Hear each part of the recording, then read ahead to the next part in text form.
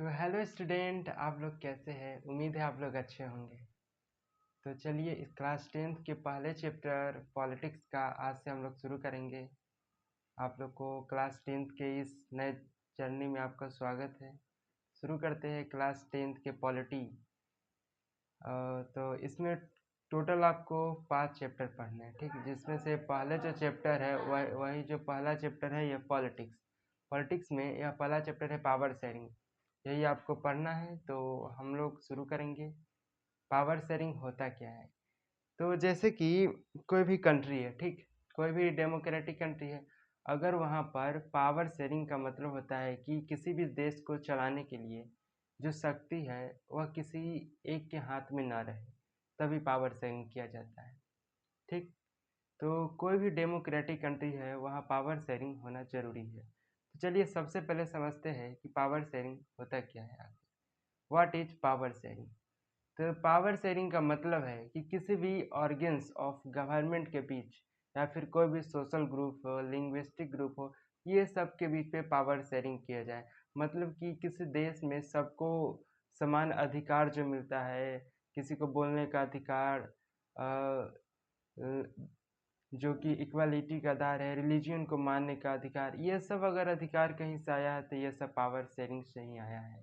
तो चलिए समझते हैं पावर शेयरिंग होता क्या है, ठीक। तो देखिए, power sharing is the distribution of power among different organs of government.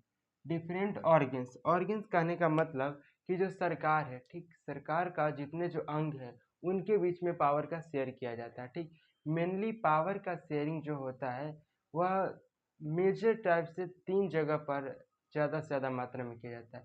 Executive, judiciary और लेजिस्लेटिव। लेजिस्लेटिव, एग्जीक्यूटिव और जुडिशरी। अब लेजिस्लेटिव क्या था, एग्जीक्यूटिव क्या है, जुडिशरी क्या है? देखिए लेजिस्लेटिव,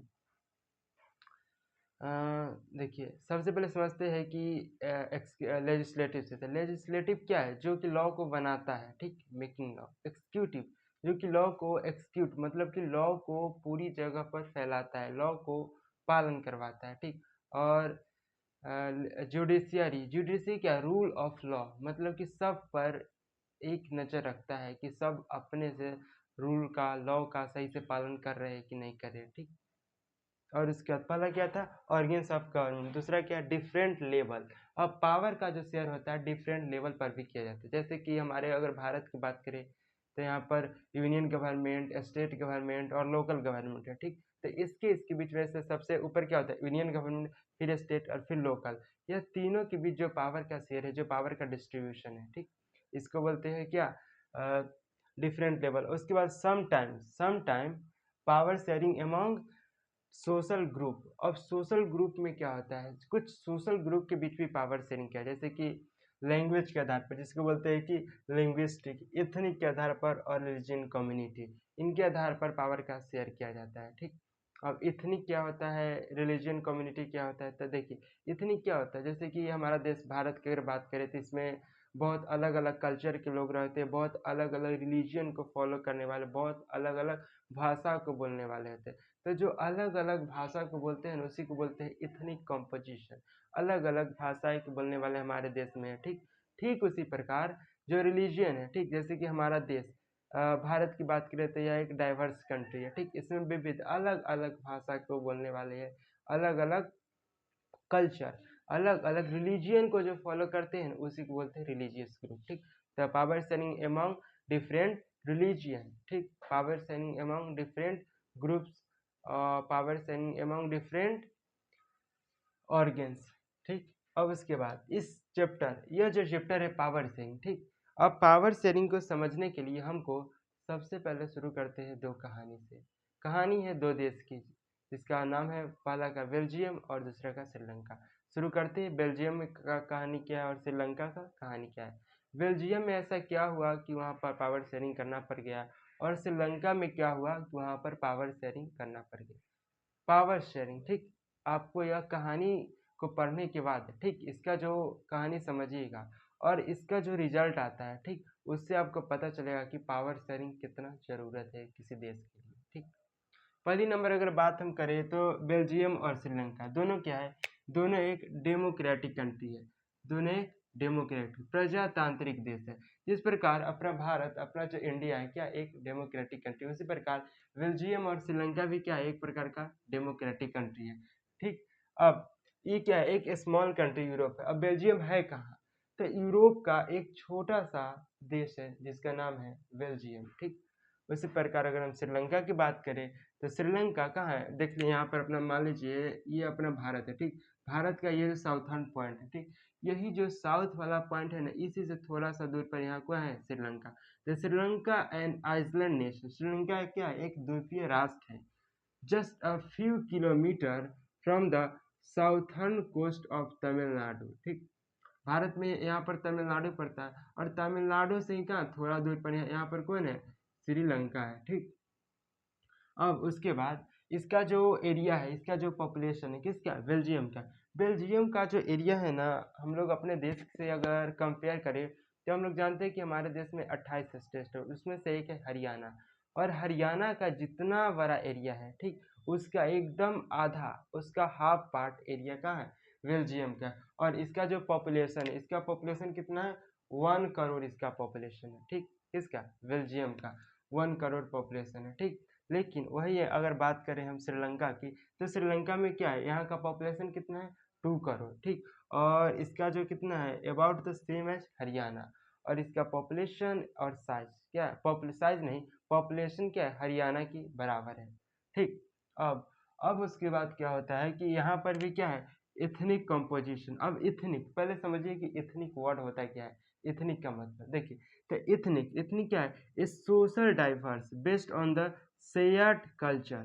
ठीक, based on the shared culture, मतलब कि किसी भी कंट्री में वहाँ पर कितने कल्चर को फॉलो करने वाले लोग हैं, कितने अलग अलग परंपरा को मानने वाले लोग हैं। ठीक, उसको बोलते हैं एथनिक कंपोजिशन। ठीक, कितने अलग अलग भाषा बोलते हैं, ठीक, कितने अलग अलग कम्युनिटी के लोग हैं। ठीक, उसी को बोलते हैं एथनिक कंपोजिशन। ठीक, अब सबसे पहले जो यहाँ पर है एथनिक कल्चर कंपोजिशन किसका समझिए, बेल्जियम। बेल्जियम का एथनिक कंपोजिशन क्या है और श्रीलंका का एथनिक कंपोजिशन क्या है। ठीक, एक बार रिकैप कर देते हैं। ठीक, देखिए बेल्जियम और श्रीलंका। बेल्जियम पहले समझिए कि बेल्जियम क्या है। ठीक, बेल्जियम एक छोटा देश है। ठीक, कहाँ का, यूरोप, यूरोप जो महाकॉन्टिनेंट, यूरोप एक कॉन्टिनेंट है। ठीक, उसी का एक छोटा सा कंट्री है बेल्जियम। ठीक, श्रीलंका क्या है, यह एक कंट्री है, लेकिन कैसा आइलैंड कंट्री है। और कहाँ, भारत के तमिलनाडु से थोड़ा दूर पर नीचे साउथर्न पॉइंट पर श्रीलंका पाया जाता है। ठीक, अब उसके बाद जो बेल्जियम है, ठीक, बेल्जियम का इसका जो साइज है, ठीक, हरियाणा के छोटा है, एकदम हरियाणा से भी छोटा है और पॉपुलेशन भी हरियाणा का आधा है। हरियाणा का जैसे 2 करोड़ है तो यहाँ का पॉपुलेशन 1 करोड़ है। ठीक, उसी प्रकार श्रीलंका में यहाँ का पॉपुलेशन 2 करोड़ है, हरियाणा के बराबर। ठीक, और यहाँ का जो हरियाणा, ठीक, बता दें कि इसका पॉपुलेशन हरियाणा के भी हाफ है। और यहाँ पर इथनिक कंपोजिशन का है, यहाँ का भी वेरी कॉम्प्लेक्स है और यहाँ का भी वेरी कॉम्प्लेक्स है। कहने का मतलब कि यहाँ पर बहुत अलग अलग भाषा को बोलने वाले लोग रह रहे हैं, कहाँ पर, बेल्जियम में भी और श्रीलंका में भी। इसलिए दोनों का इथनिक कंपोजिशन क्या है, वेरी कॉम्प्लेक्स है। ठीक, इथनिक कंपोजिशन का मतलब समझे ना, इथनिक कंपोजिशन कहने का मतलब कि अलग अलग भाषा को बोलने वाला। ठीक है, तो चलिए अब हम दोनों का एथनिक कंपोजिशन को समझते हैं, इसको नोट कर लीजिए तब तक आप लोग।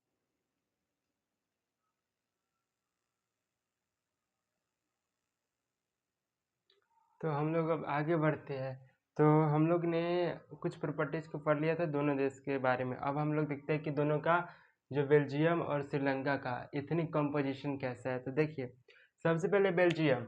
बेल्जियम में क्या है कि 59% डच बोलने वाले हैं, 40% फ्रेंच और 1% जर्मन। ठीक, 59% डच, 40% फ्रेंच और 1% जर्मन स्पीकिंग वहाँ के सिटीजन्स लोग हैं। ठीक, अब जो डच बोलते हैं, ठीक, जो डच बोलते हैं वो कहाँ रहते हैं, फ्लेमिश रीजन में। और जो फ्रेंच बोलते हैं वेलोनिया रीजन में रहते हैं। और 1% बेल्जियम में ही कई साइड में रहते हैं। तो अब समझते हैं कि फ्लेमिश रीजन कहाँ है और बेलोनिया रीजन कहाँ है। तो देखिए जो 59% जो डच बोलने वाले हैं वो कहाँ, फ्लेमिश रीजन में रहते हैं। तो फ्लेमिश रीजन, आप लोग के बुक में जो मैप दिया हुआ है बेल्जियम का, उसमें जो ऊपर वाला जो ग्रीन वाला पार्ट है, ठीक, ग्रीन वाला पार्ट में 59% डच स्पीकिंग है, ठीक। और इसी को क्या, इसी को फ्लेमिश रीजन बोलते हैं, ठीक। और उसके नीचे जो रेड वाला पार्ट है उसको वेलोनिया रीजन बोलते हैं, और उसमें 40% जो है फ्रेंच स्पीकिंग पीपल है, ठीक। एक बार और सुन लीजिए, जो मैप दिया हुआ उसमें जो ग्रीन वाला पार्ट है, ठीक, उसमें 59% डच स्पीकिंग है जो कि फ्लेमिश रीजन में रहते हैं, ठीक। और जो 40% है वह बेलोनिया रीजन में रहते हैं, और वह फ्रेंच स्पीकिंग पर्सन लोग हैं, सिटीजन, ठीक। और जो इधर जो देखे जो साइड में, ठीक, इस साइड में जो थोड़ा सा यही है क्या, 1% जर्मन बोलने वाले, ठीक।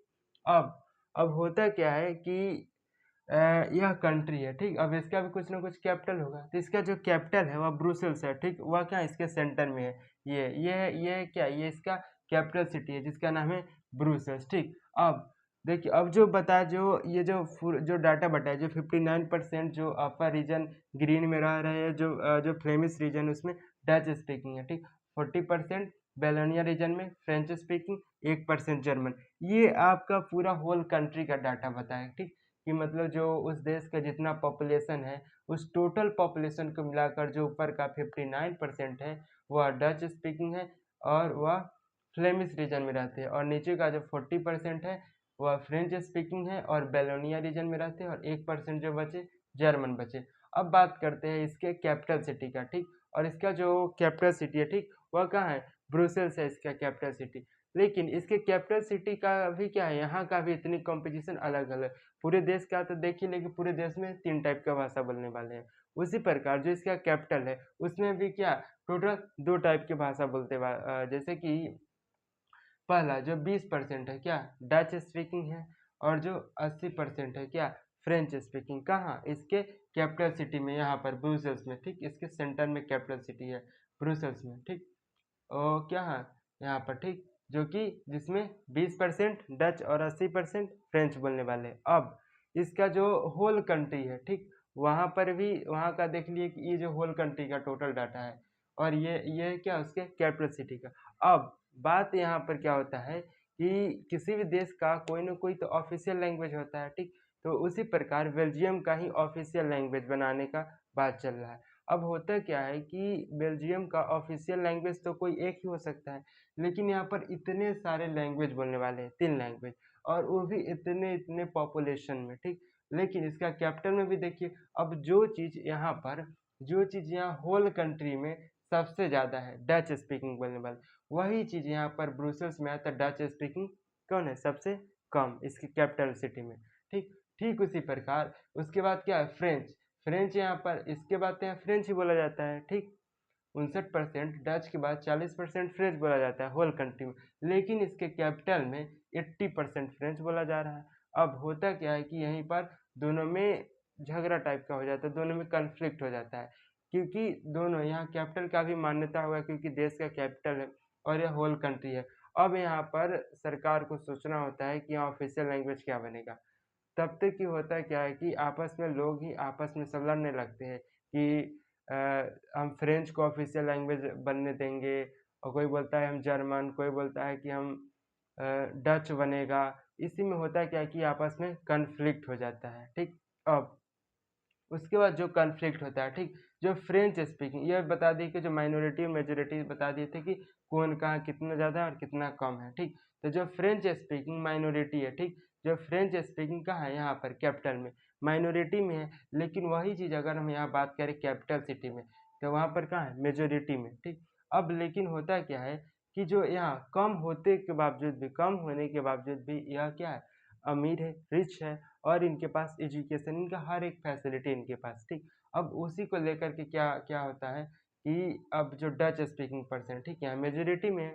अब होता क्या है कि ये तो कम होते हुए भी इनको सारा जो गवर्नमेंट की तरफ से एजुकेशन है, वेलफेयर है, सब इनको मिला, और यह मेजोरिटी में होते हुए भी इनको नहीं मिला, लेकिन बहुत बाद में जा कर के मिला, ठीक। अब उसी के लिए यह दोनों में आपस में कन्फ्लिक्ट हो जाता है कि हम मेजोरिटी में होते हुए भी हमको हमको जो गवर्नमेंट जो बेनिफिट्स है वो सब नहीं मिल पा रहा है, और ये माइनॉरिटी में होते हुए भी इसको बेनिफिट्स मिल पा रहा है, ठीक। इसी को लेकर के दोनों में आपस में कन्फ्लिक्ट हो जाता है, विवाद हो जाता है, ठीक। अब होता क्या है कि जो डच स्पीकिंग मेजोरिटी फेल्ट, हाँ जो डच स्पीकिंग क्या मेजोरिटी में, अब वो क्या है डिसएडवांटेज फेल्ट कर रहे हैं, ठीक, ब्रुसेल्स में, ठीक, ब्रुसेल्स में क्या डिसएडवांटेज फेल्ट कर रहे हैं यहाँ पर, क्योंकि देखिए वहाँ पर 59% है और यहाँ कैपिटल में क्या है 20% है, ठीक। अब या वहाँ ज़्यादा है और यहाँ कम है, अब लेकिन वो कैपिटल में भी ज़्यादा होते हुए क्या डिसएडवांटेज को महसूस कर पा रहे हैं, ठीक। अब होता क्या है कि he got the benefit of economic development education much later, या क्या बहुत बाद में जाकर के इनको ये सब चीज़ का बेनिफिट्स मिल पाता है। लेकिन अब जो यहाँ बात आता है कि दोनों में ऑफिशियल लैंग्वेज क्या बनाया जाए, डच बनाया जाए कि फ्रेंच बनाया जाए, ठीक। जर्मन का ही तो बात ही नहीं, क्योंकि बहुत कम है, ठीक। और जर्मन आपका कहाँ है, देखिए ये जो रीजन है आपका डच बोलने वाला, ये जो रीजन है फ्रेंच, और ये जो 1% जो बचा, ठीक, ये 1% देखिएगा आपके बुक में लाइनिंग लाइनिंग किया होगा साइड साइड में, ठीक। ये जो 1% है क्या जर्मन बोलने वाले लोग हैं, ठीक। अब होता क्या है कि दोनों में आपस में कन्फ्लिक्ट हो जाता है कि हम कैपिटल में ज़्यादा है तो हम बनेंगे ऑफिशियल लैंग्वेज बेल्जियम का, ये बोलता है कि ये बोलता है कि हम कैपिटल में ज़्यादा है तो हम बने, जैसे क्या 59% डच, यहाँ क्या पूरे होल कंट्री में, ठीक। ये जो बात कर रहे हैं किस चीज़ का, यह पूरे होल कंट्री का बात करें, ठीक, होल कंट्री, होल कंट्री का हम यहाँ बात करें, ठीक। होल कंट्री में सबसे ज़्यादा डच बोलने वाला, तो ये बोलता है कि नहीं देश में सबसे ज़्यादा डच बोला जाता है, तो ऑफिशियल लैंग्वेज कौन बनना चाहिए, डच बनना चाहिए। ये बोलता है कि नहीं हम कैपिटल है, मेरा कैपिटल में भी तो यहाँ का जो कैपिटल का उसका कुछ तो प्रभाव होगा देश के ऊपर, क्योंकि इस देश का कैपिटल सिटी है ब्रुसेल्स, ठीक। तो ये बोलता है 80% कैपिटल में फ्रेंच बोलने वाला है, तो कौन बनना चाहिए, फ्रेंच बनना चाहिए। अब इसी को लेकर के आपस में विवाद हो जाता है, क्रिएटेड अ टेंशन बिटवीन 1950 से 1930 इन बोथ कम्युनिटी, 1950 से 1960 के बीच में दोनों में टेंशन हो जाता है और यह झगड़ा चालू हो जाता है, कॉन्फ्लिक्ट चलते रहता है आपस में, यह सब लगातार लड़ते रहते हैं, ठीक। अब ये इसका कहानी था, ठीक। अब उसी प्रकार हम बात करते हैं श्रीलंका में। अब जो श्रीलंका में, ठीक, श्रीलंका में जो सिन्हाला लैंग्वेज बोलने वाले सिन्हाला, अब सिन्हाला कहाँ है पहले मैप से समझिए, ठीक। ये देखिए ये जो है ना ये जो पूरा रीजन है, ठीक, 74%, ये वाला जो पूरा रीजन है, ये 74% Sinhala community Sinhala speaking person है, ठीक। और जो 18% है तमिल स्पीकिंग, ठीक। अब ये जो रीजन देख रहे हैं, ठीक, ये क्या 80% तमिल स्पीकिंग है, ठीक। अब उसके बाद क्या होता है कि जो 7% है, अब जो इसमें 7% बच गया, ठीक, 7% जो बचे हुए रीजन है वो क्या बोथ सिन्हाला भी बोल रहे हैं और तमिल भी बोल रहे हैं। अब जो 74% सिन्हाला बोलने वाले हैं वह ज़्यादातर लोग कौन से हैं, बुद्धिस्ट है, ठीक। और जो 18% तमिल बोलने वाले हैं, ठीक, ये सब ज़्यादा लोग कौन है, हिंदू और मुस्लिम है, ठीक। और जो 7% बोलने वाले वह क्या है मोस्टली क्रिश्चियन लोग हैं, ठीक। अब ये तो ठीक है 74% सिन्हाला, ये भी ठीक है, 7% तमिल और सिन्हाला दोनों मिक्स करके बोलते हैं, ठीक।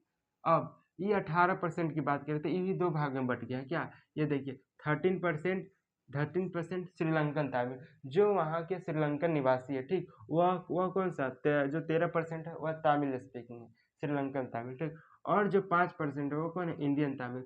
मतलब कि हम बात कर रहे थे कि ये जो भारत है, ठीक, यह यहाँ जो तमिलनाडु था यहीं से ना लोग यहाँ कुछ श्रीलंका में गए होंगे नीचे, अब जो इंडिया से श्रीलंका में चल गए उसको इंडियन तमिल बोला जाता है, ठीक। इंडिया से श्रीलंका में चल गया उसको इंडियन तमिल, और जो श्रीलंका के ही तमिल लैंग्वेज बोलने वाले उसको श्रीलंकन तमिल बोला जाता है, ठीक।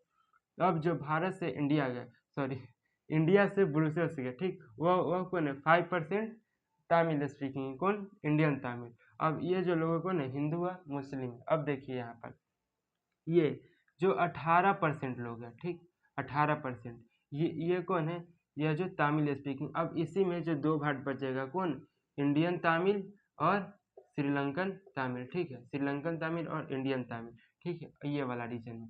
अब उसके बाद जो ये डॉट डॉट डॉट डॉट देख रहे हैं, ठीक, अब हिंदू मुसलमान का बात किए थे, अब जो ये डॉट वाला जो पॉइंट है ना ये कौन है, ये सब मुस्लिम लोग हैं, ठीक। जो मुस्लिम भाई लोग हैं वह लोग कौन इसमें इंडियन तमिल बोल रहे हैं, ठीक। अब उसके बाद देखिए अब यहाँ पर जो 74% है वो कौन है, सबसे ज़्यादा श्रीलंका में जो बोले जाने वाला लैंग्वेज है कौन है, 74%, और वह कौन सा लैंग्वेज है, सिन्हाला। अब कहाँ है, तो जो ये जो रीजन देख रहे हैं, ठीक, ये जो पूरा रीजन है, यह पूरा रीजन कौन है, 74% सिन्हाला बोलने वाले। अब इसमें जो छोटा छोटा जो पार्ट है ना, या जो घेर कर छोटा छोटा जो पार्ट होता है आपको हम दिखाते हैं, देखिए यहाँ पर हाँ ये वाला, ये जो पीला वाला जो रीजन देख रहे हैं, ठीक, ये पीला वाला, ये कौन है 74% सिन्हाला बोलने वाले। और जो ये देख रहे हैं थोड़ा सा ब्राउन कलर का, ये आपका कौन है इंडियन तमिल है।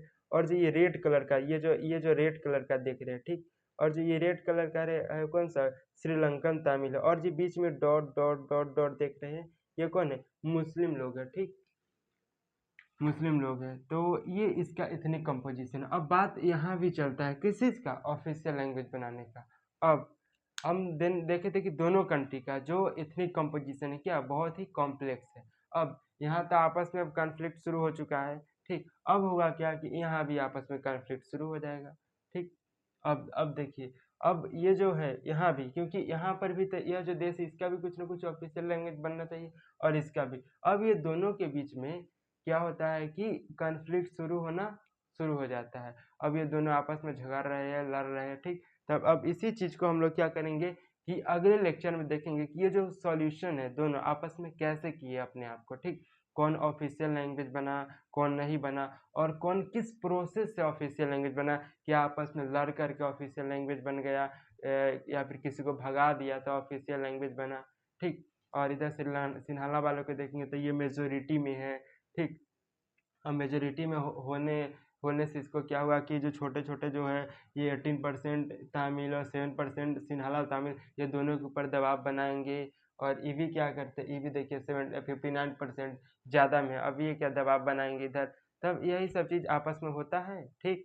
और इसका जो सॉल्यूशन होता है हम लोग अगले लेक्चर में देखेंगे। तो कितना मज़ेदार कहानी, ठीक। अब यही चीज़ यहाँ पर बहुत इंपॉर्टेंट रोल निभाएगा कौन, पावर शेयरिंग। अब यही चीज़ डिपेंड करेगा कि किस देश में कितने बढ़िया से पावर को शेयर किया जा रहा है, कितने दोनों कम्युनिटी, दोनों स्टेट में कम्युनिटी को देखते हुए, रिलीजियन को देखते हुए, कल्चर को देखते हुए, लिंग्विस्टिक को देखते हुए क्या सही से पावर शेयरिंग दोनों देश कर रहा है कि नहीं कर रहा है, ठीक। अब जो देश बढ़िया से कर लेगा उसमें क्या होगा, कॉन्फ्लिक्ट खत्म हो जाएगा, ठीक। और वह बढ़िया से उसका कंट्री का डेवलपमेंट शुरू हो जाएगा। लेकिन जो देश अपना मेजोरिटी को देखते हुए और पूरे जो कल्चर है, रिलीजन, उस सब को ना देखते हुए सिर्फ मेजोरिटी पर अगर ध्यान देता है और तब अपना कॉन्स्टिट्यूशन को अमेंडमेंट करता है, कॉन्स्टिट्यूशन के थ्रू अगर बनाता है अपने देश का कोई ऑफिशियल लैंग्वेज, ज़्यादातर जो मेजोरिटी क्या होगा, बहुसंख्यक को देखते हुए कि जो ज़्यादा संख्या में है उसी को ऑफिशियल लैंग्वेज बनाती है। अब जो ज़्यादा संख्या में ऑफिशियल लैंग्वेज बना देंगे तो जो